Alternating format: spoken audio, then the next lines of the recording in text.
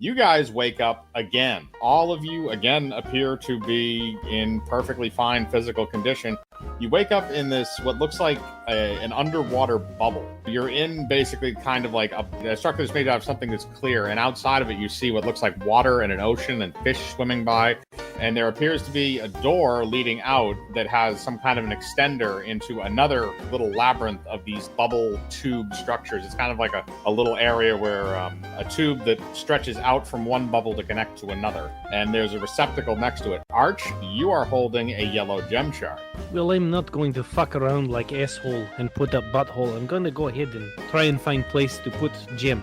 Well, you do have the receptacle that's right next to the door, so you can put it in that. Yes, I shove in the receptacle before anybody else. I just sprint away from assholes and just put in thing. So you run up to it immediately and put the gem shard inside the receptacle. The receptacle then glows, and the bridge leading from one bubble structure to the other extends and connects itself and opens. So you guys now have a way to exit the little area that you're in. There doesn't appear to be any other exit. Really quickly, I want to test. You say we are in bubble of oxygen underwater, yeah? From what you can tell, yes. I poke hand against the bubble. Can I push through? No, it appears to be a hardened substance, but it is clear. This is bullshit. I'm going to shoot it with my plasma caster. You're going to shoot the wall with your plasma caster. I'm not going to make you roll for attack because it's the general wall, so just roll for damage. Alright. And that's a 22. Okay, your plasma caster impacts the wall and blows a hole in it roughly the size of a car hood. Water then immediately begins rushing into the area that you're in and filling up the bubble you're in. You should probably move rather quickly. I go invisible and I start sprinting. Everybody else, by the way, because the room is now flooding, you're going to have to roll strength to get out of there. I turn into small fish. You turn into small fish and you can swim through the low-lying water, which is now starting to pretty much sit at about ankle level. Yes, I'm like little salmon, and I just swim along the way. Arch, you swim out of there. Cham, using your predator gear, you're able to get out. Raka and Velnos, you guys are going to have to roll to get out of there as well, since the water is starting to come in. I'm gonna take my candle and throw it to the other side, to like where the dry ground is. Then I'm gonna use Ignite on my candle, and then I'm gonna use Firewalk and just teleport to the candle. Okay, roll dexterity to throw the candle. Velnos, you rolled a 5. Oh, God. All right, so Velnos, you're kind of... The water is moving in the direction away from where the hole is anyway, because things are sort of flooding. So I'm going to say you're just going to float away. Do you get any additions to that? I do not. I get my dexterity is 11. All right, so you're on the other side of the water, but just barely. So you are able to teleport, so your feet are no longer wet and you can get out of there. But the behind you will be filling with water probably somewhat rapidly. As you enter into the next bubble area, it's kind of like there's little bubbles that are various sized rooms, and then there's small tubes that are connecting them to each other. So there's different hallways and stuff like that. So now that you guys are kind of out of the water, and also Arch, now that you're at the edge of the water, you're kind of just like flopping around on the floor. I don't know if you want to transform back. I am gonna go follow Frog. He is kobold like us, brother, not frog. He looks like Frog! The invisible fake man that follows us around and fuck thing up. Exactly. Fish knows what I'm talking about. You're like one of those like singing sea bass that you like mount on the wall kind of at this point. Just gonna go on and have a conversation with it. I just kind of sit here. I cannot swim anymore. There's no more water. Can you pick up? I am fish right now. I mean, technically you shouldn't be able to breathe after points that you're a fish. Oh, fair enough. Well, who am I to make fish die? I will pick up fish and put him in my pack. Thank you. You pick up Arch as a fish and you put him in your backpack. All of you, I want to roll a listen check. Alright, see, now Raka gets some bonuses. Oh, Jesus Christ. Okay, Cham. That should be 35. So even Arch, even at a 16, you would be able to hear this. So everybody else hears this. You hear what sounds like talking in Draconic, and it's coming from a couple bubble rooms over. You can hear it echoing down the hallway, but you know what direction it's in. We're Kobold. We know Draconic. It sounds like Draconic, but you can't quite make it out just yet. You can hear where it's coming from, though, because it's a ways away. It's echoing down the hallway. There's definitely two distinct voices. Oh, fish, good news. Brothers. Oh, wonderful. You bring fish to new friends, yes? I'm just gonna start walking towards the talking. So you guys make your way towards where the sound is coming from, and as you get closer, you see what appears to be a room that's filled with... It looks like a bunch of dead fishmen, sort of like gill men, basically, that have spears, but they all look to be dead. There's also several dead kobolds, but there's 2 kobolds that appear to be arguing in the center of the room. One appears to have a short sword, the other one appears to have a couple of daggers, and both of them are arguing in Draconic over what to do now, since most of the rest of their team are dead. You do see 3 different kobold corpses that are scattered among the 5 Gillman corpses that are in there. Bad news. I don't think these people like fish. I'm still invisible. Yes, you are. I know exactly what I'm gonna do. I'm gonna find the closest one, and I'm just gonna shoot it with my fucking plasma caster. Okay, they're both about the same distance away, so you can pick whatever one. There's one on the left, one on the right. It doesn't matter. I'll say one on the right. Small point of order for fake men. It would be easier to say when you're not invisible than when you are. That's 'Cause you fair. are- I got 5 attacks. All right, Well, well, I'm just gonna do 2 attacks. Well, the first one's going to hit. The second one will also hit. Roll for damage. Is each shot going at each target? Yeah, I'm shooting like bang, bang. Okay. Like different targets. 27 total. You ever get feeling we are followed around by psychopath invisible men? So 27 and 25. So the other 3 of you walk in the room as this happens, so you just get a front row seat to this. So Cham, you're just kind of off on the side, and your plasma caster aims and immediately shoots out 2 large bolts of plasma. Each one of them hits the 2 kobolds and vaporizes them instantly. They are immediately reduced to ash, and they are no longer alive. So both of those kobolds are dead. I want you all to roll spot check now that both of those guys are dead. I'm a fucking fish. I'm going to abstain from this one because these. I was going to say, you're also inside a backpack. Velnos, do you want to roll a spot check? Spot? I'm going to do Velnos first, and then I'm going to do Raka and Cham. So Velnos, as you walk in the room to do the spot check, what remains of the 2 kobolds that Cham exploded? There is enough gore left where it splashes you in the face and blinds you for a second so you can't see. Cham and Raka, you guys both notice that it appears there's a cloaked figure lurking in one of the other hallways. He's kind of peeking his head around the corner and looking in after he heard the plasma bolts getting shot. Am I able to shoot it? Shoot him. I'm going to give him a reflex save, and I'm going to give you a reflex save, and we'll see who rolls higher. His reflex save is a plus 20. Oh, really? Okay. Okay, so that's 33 versus 46. You win. You can shoot at him. That will hit. Oh, that's 45. All right. So this guy is a little bit tougher than the ones that you blew apart. So what happens is as you shoot him, he pulls away a little bit, but you blew his arm clean off. Like, you know how, like, in Predator when Carl Weathers gets his arm? Yeah, that's basically what you did to him. So his arm is still, like, on the ground, and he just immediately clutches the stump and runs back through the door. So he's not doing so great, but he's also leaving a blood trail. You just hear the predator fucking croaking sound, and I'm just gonna start going towards him. See, I knew he was wrong. So you blew his arm off. His arm's just kind of sitting there on the ground. I don't know if you guys want to do anything with that. Yes, I ask, fireman, can you pick up the arm and give? Oh, fish hungry. I understand. Yes, I also, well, not hungry. I'm going to be in backpack for a while. Do not open. Yeah, I'm gonna put the arm in my backpack, leaving like the hand dangling out the top. Arch, I want you to roll Constitution.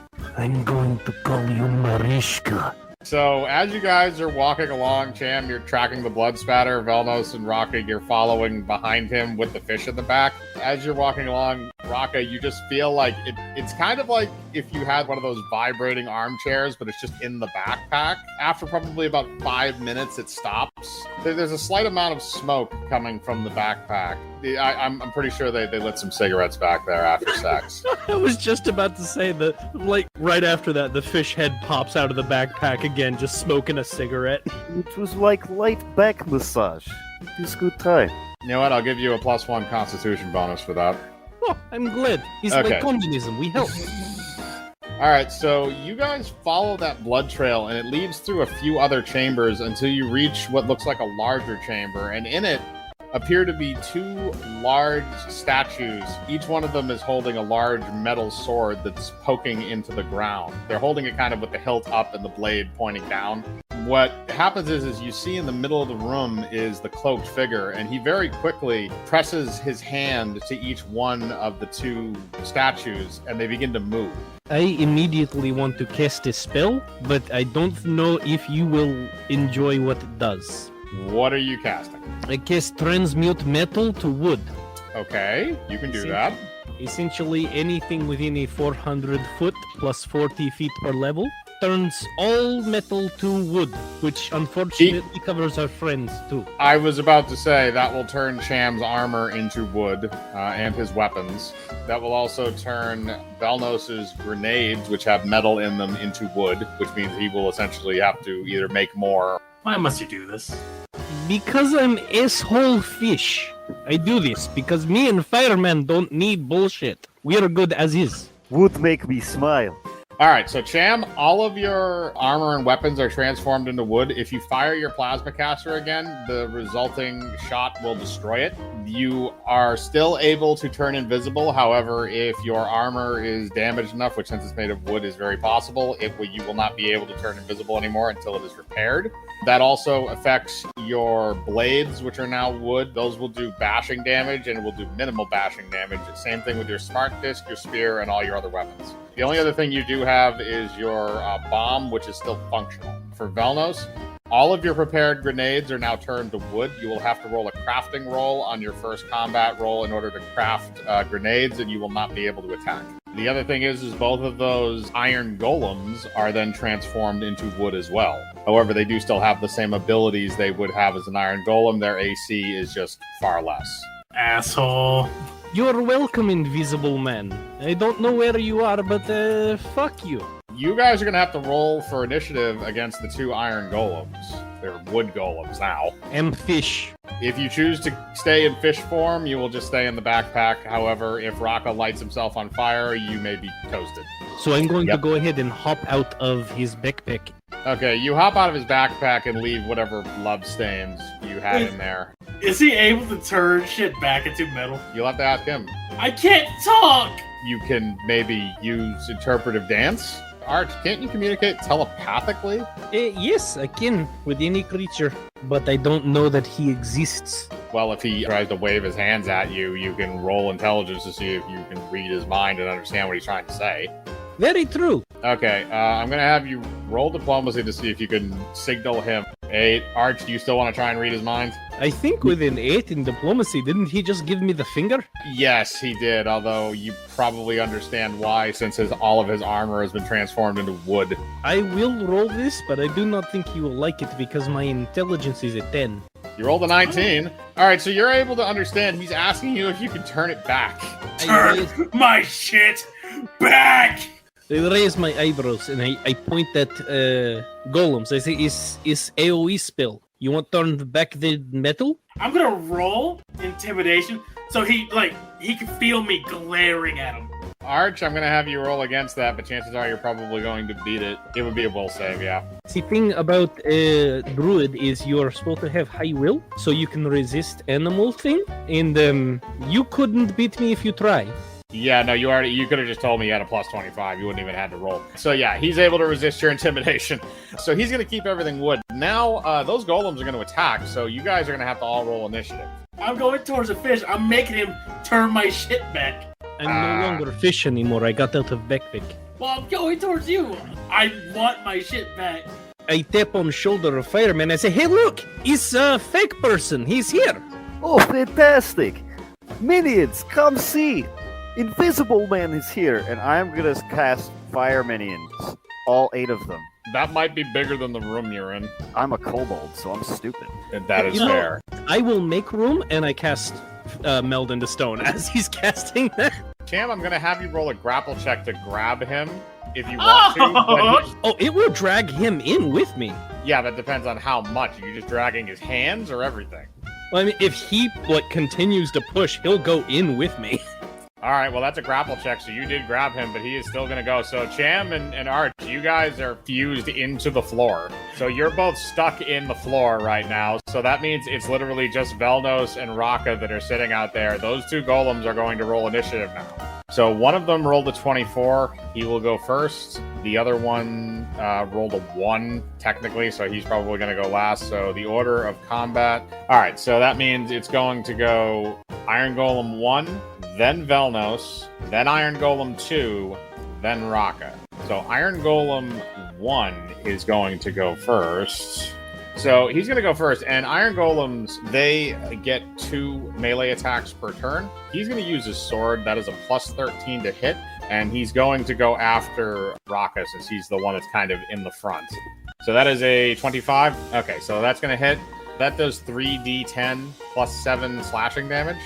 Plus 7, so that's 27 damage to you with the sword attack. And then the next thing he's going to do is he's going to do his slam attack. But the thing that he's going to do is he's going to slam, so he's going to just kind of like pimp smack you out of the way because he's a lot larger than you. So he's basically just going to kind of backhand you with that offhand since he already sliced you with the sword. Okay, that is probably not going to hit. That's going to come out to be a 15. Oh, that hits, man. That hits, so that's going to be 3d8 plus 7. So that's another 22 damage that he does to you with the smack attack, and he is going to smack you out of the way, so you're kind of off to the side now. Velnos is really the only one that's standing in the middle. However, that is his turn. Velnos, it is now your turn. Keep in mind, both of those golems have been transformed into wood. Fire grenades to the face. You actually have to roll a crafting roll. Because all of your normal grenades, because they all have metal in them in some way, shape, or form, have been turned to wood. So you have to roll a crafting roll to craft new grenades. And that will take up your combat turn. Oh, nat 20. Okay, your grenade reserves are nice and full. You're not going to need to craft any more grenades. So you just kind of do your own, like, Martha Stewart explosion thing. All right, so you have your grenades all stocked back up. So that's only going to take that one turn. So if combat comes up again or if you need to do something, you will have plenty of grenades to pick from. But now it's going to be Iron Golem number 2. Now, Arch, what did you want to tell me now that I'm through the first couple? Okay, so while we are in wall dimension, it's actually very nice. It's warm, it's small. I cuddle Invisible Man, and I whisper to him, "Go, young stallion," and I poke him in face. Ironwood, so you're going to transform his armor back. No, Ironwood makes anything wood into stronger than steel. Okay, so that just means... All right, so Cham, the way that works then is even though you're wearing wooden armor, it's going to regain its previous stats. And I put both feet on back of his spine, and I kick him out of wall. If you want to kick him out, you're going to have to roll... You're going to have to beat a grapple check between both of you. So both of you... If you want to hang on, Cham, both of you are going to have to roll a grapple check at each other and see. If he doesn't want to get go, I'm going to grab his nuts and tell him telepathic. I have spell called Finger of Death, and I will put it in his butthole. It's either get out or get fingered. Like, what is choice you want to make? I just look at my wrist bomb. Oh yes, I know. We keep coming back. Don't care. Let's go. Shoo shoo. Arch, you cast Ironwood to give Cham back his combat abilities, and as soon as that happens, Cham, you're ready to get out. So Arch, you kind of just kick him a little bit. I want to do like an athletics check or something like that. I want to do like a backflip out the wall. All right, that's still good enough. I mean, that's a 31. So yeah, you can just pop out of the floor. So again, Raka and Velnos, both of you roll wisdom checks because your imaginary friend just came back. Aw. Velnos, you still think he's imaginary. Raka, you're starting to question it. Your imaginary friend is back up. So, Cham, because you're popping in at this moment, I'm going to give you this spot in combat, which means you're going to go right after Velnos and before Iron Golem 2. So you can attack. I will only take away one of your attacks for the jump in section. So you still have 4. All right, sweet.